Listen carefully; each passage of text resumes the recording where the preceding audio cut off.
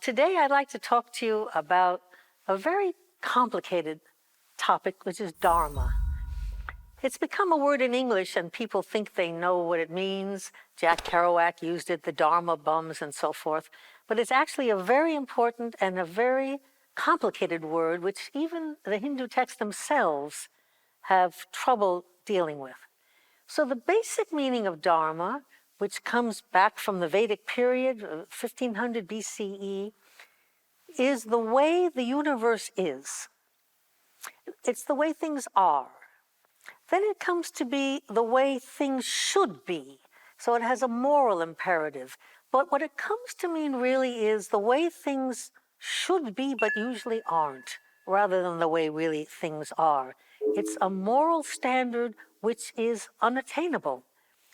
It's not the way things really are. It's the way we wish they were, the way we hope they might become, the way we strive to make them. So the Dharma texts in Hinduism, of course it becomes Dhamma in Buddhism, where it takes on even other meanings. The Dhamma was basically the law that the Buddha preached, was the Dhamma. Dharma is not like that so much in India. It's a moral imperative toward which one strives. And right from the start, there's a serious problem with Dharma for Hindus, which is that there are two basic forms of it. The most important form, which people use all the time, is a universal moral law. It's rather like the Ten Commandments. It is wrong to kill. It is wrong to lie. It is wrong to hurt people, and so forth and so on. There are a lot of negatives, and then there are things that one should do. One should be kind to people. One should be generous. We all agree. And the idea is everyone shares that Dharma. That's the way that any human being who's a good person should act. The problem is the caste system. The problem is that Hindus do not believe that everybody is alike. The caste system tells us that people are very different, that the young are different from the old, men are different from women, upper class people are different from lower class people, which is a potter is different from a weaver. A king is different from a jockey. A milkmaid is different from a lady in waiting.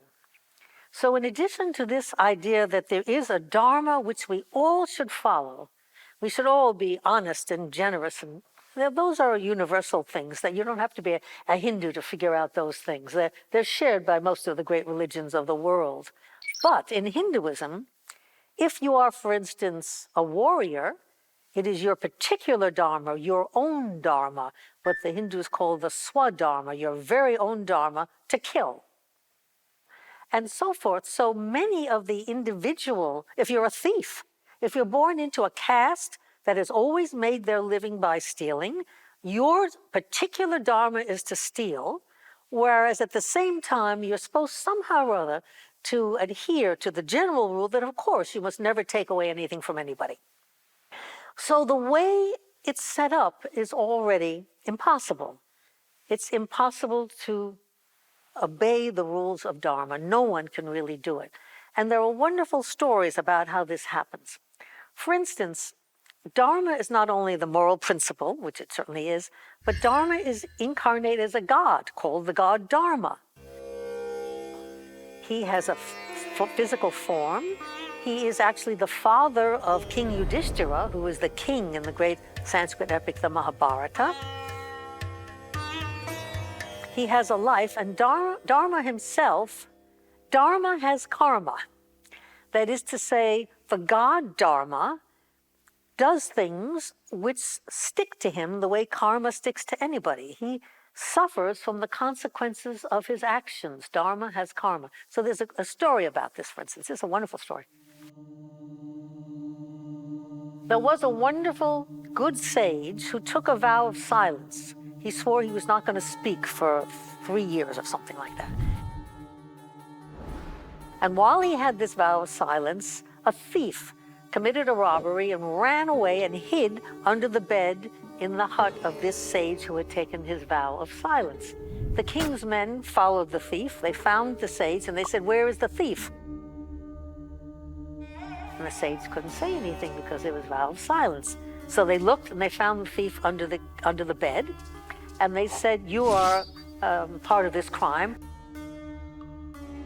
And they punished the thief the way they punished thieves in ancient India, which is to impale him alive upon a stake. They just sat him down on a stake that went right through his entire intestines up into his mouth.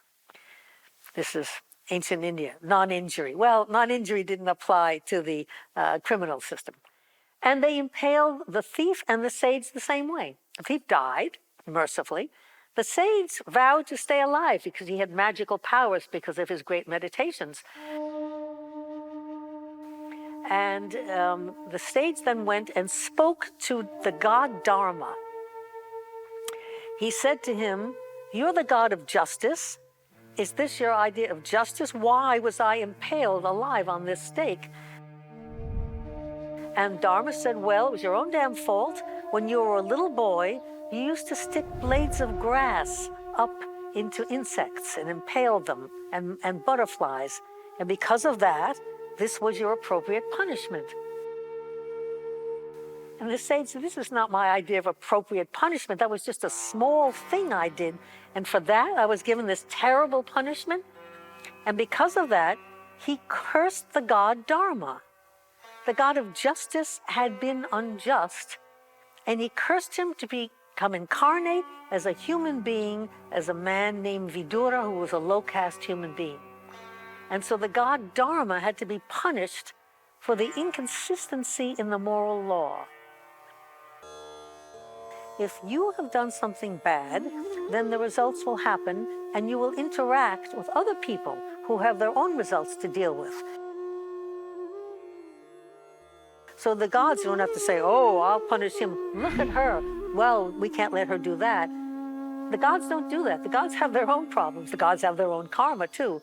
But individual moral life is self-regulating, and it's interacting. Every time you meet someone else, you do something to them, they do something to you, and the pieces are constantly being readjusted and re-examined until one of you eats up all of his or her karma and goes off to heaven or hell or wherever you go.